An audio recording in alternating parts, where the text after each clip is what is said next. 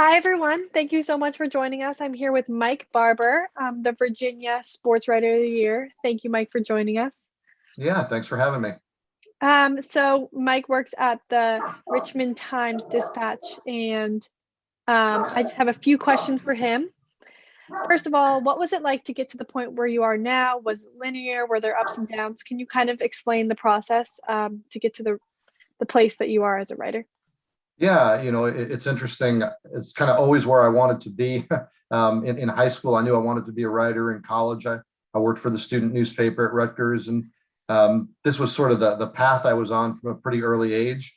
I kind of stalled out in a sense. I spent 10 years at the Daily News Record in Harrisonburg, which was a great experience. And honestly, by year 10, I kind of was comfortable with the idea that that would be where I'd stay. And actually bought a bar with a buddy so we could have a little Cool. business, and we're pretty happy being established there. And then got the call from Richmond asking if I would be interested in this job. And again, it's now I'm here, and I've been here since 2012. And people ask about moving up or doing something different, but I prefer college athletics to the pros. And so yeah, it's sort of a move, a stop, a move, a stop, and I kind of feel comfortable maybe stopping here.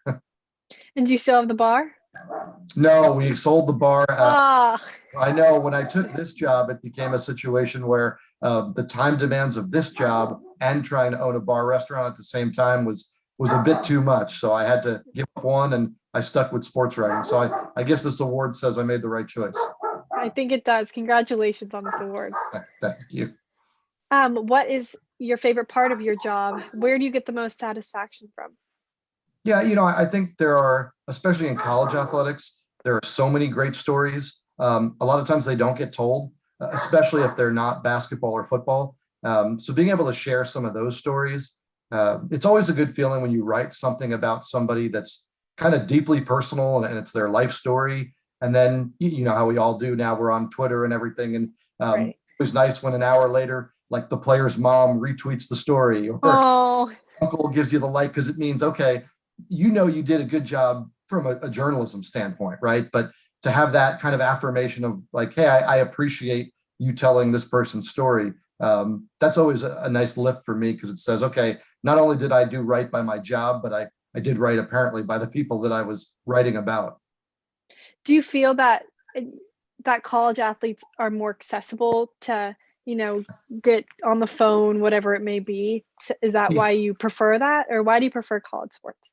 yeah, I don't know if they're more accessible, just because depending on the school, they have their policies, and they Right. feel controlling. Whereas pro athletes, maybe you have more access, but they might give you less. They might be less interested in opening up. So that's an interesting balance. I prefer college because I like to be able to bounce around from sport to sport. I love football, but I don't know that I'd want to write about football 12 months a year. I love basketball. I don't know that I'd want to do it 12 months a year. So being in college athletics gives you the opportunity to kind of have a variety. And because colleges have so many sports and so many of the Olympic sports that don't get the same level of coverage, you can find some great stories, right? You may not want to write a swimming story every day, but you Right. might write the best story of the year off of the UVA or Virginia Tech swim team, the Right. golf team, the tennis team, because there are great stories everywhere. Right. And I guess you kind of answered this question. I was going to ask, you know, what are you what are you looking forward to in your career? But if you're content with where you are now, that's also great. Yeah, I know that sounds sort of unmotivated. No, but I think that's good because you're happy. That's awesome. Yeah, and I think the nice thing about this job is it's always changing. We just came out of a sports year unlike any other.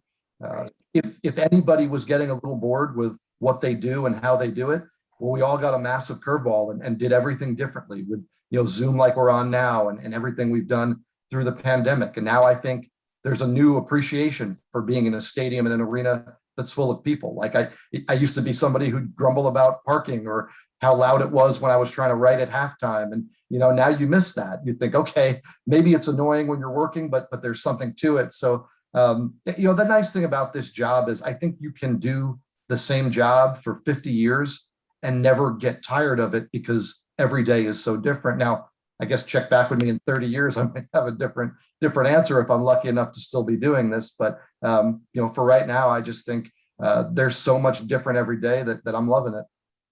How did your job change with COVID? I know with college athletes, I guess colleges are pretty consistent, but I know that like minor league reporters and stuff was a tough time. Did you experience that, or how did your life change? Yeah, what I found that people treated me the same way they treated me before the pandemic. And what I mean by that is the coaches who were accessible, the schools that were great to work with, the teams that were always a good partner for local media, they remain that, and they found ways to make it work. I'll give you a great example. Mike Young, the basketball coach at Virginia Tech, is just an amazing guy to work with.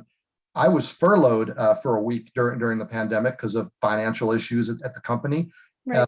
It was the week that he was going to be available to the media. And when I told him, I said, hey, I won't be able to be on your Zoom. I'm on furlough that week. He said, well, pick another time, call me, and we'll do a separate interview. And, that was Mike Young before the pandemic. I think it'll be Mike Young after the pandemic.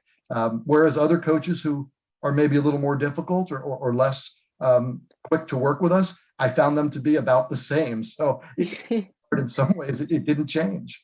That's interesting. Well, that's really cool. Do you have a favorite school or university to work with? I think it is team by team. Okay. I mentioned Mike Young, and he's been phenomenal at Virginia Tech. Right. Tiffany, the lacrosse coach at UVA, Bronco Mendenhall at UVA. Those two guys have just been above and beyond for me, making their athletes themselves, their assistants accessible. Certainly I also picked 3 coaches there that have been pretty successful. It is nice, and it is more fun to be around teams that are winning at a high level. There's stories for everybody, but there's sort of a calm when you're around a team that's successful, that it's a little easier to do this job. So those guys jump out, but it changes every year too. I know some coaches that have been outstanding to work with, and then they get into a rough year, and maybe they're not my favorite to deal with for a year. So there's a human element to that I think everybody has to be prepared for.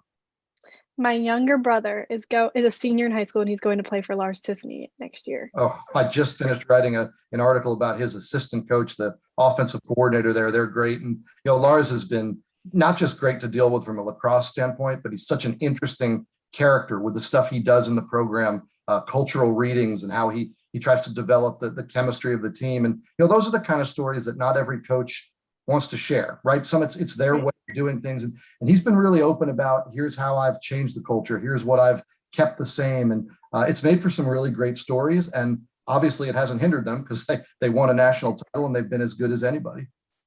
I went home last weekend for Easter, and my younger brother's reading books. And I'm like, what are all these books? You're a high school senior. It's senior spring. You do not need to be reading books. And he's like, oh, Annabelle, this is not for high school. This is for college. Coach Tiffany has a 5-book reading list coming out. That sounds like the guy I know. They do cultural readings every Thursday. The whole team discusses what they got out of a book or out of a passage. And again, that's the kind of stuff that if you're open and share, I think it makes a great story. And I think it helps your program in recruiting, and people see, and parents see, and recruits see what you're all about. And I think that's worked really well for Lars at UVA. Do you find that coaches that are more open and forward get better recruiting classes and then ultimately perform better, or do you not see the correlation there? It is true to an extent. I think, every coach is different. Every kid is different, what they're looking for. Certainly winning at the highest level to me is the denominator that moves the needle the most. Right.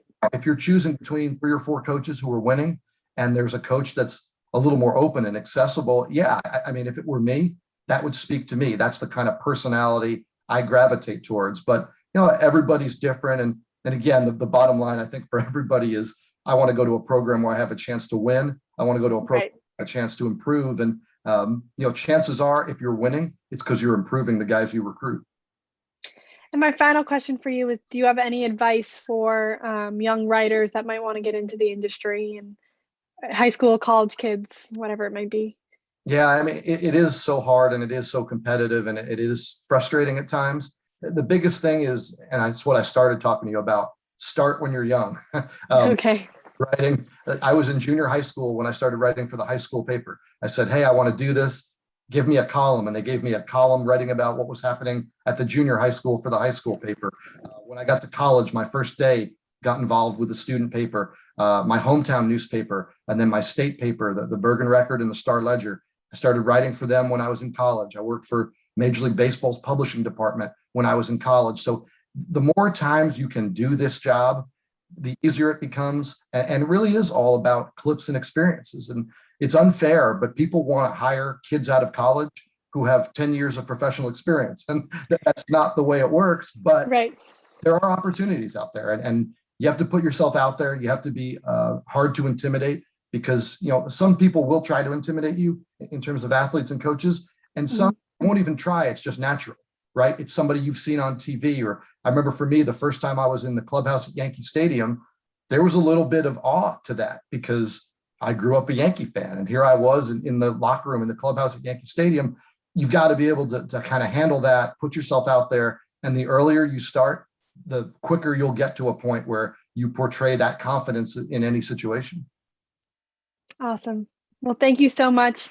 I will look forward to reading your stuff about Lars the next 4 years when my brother is there. But thank you so much for your time, Mike. Thanks for having me.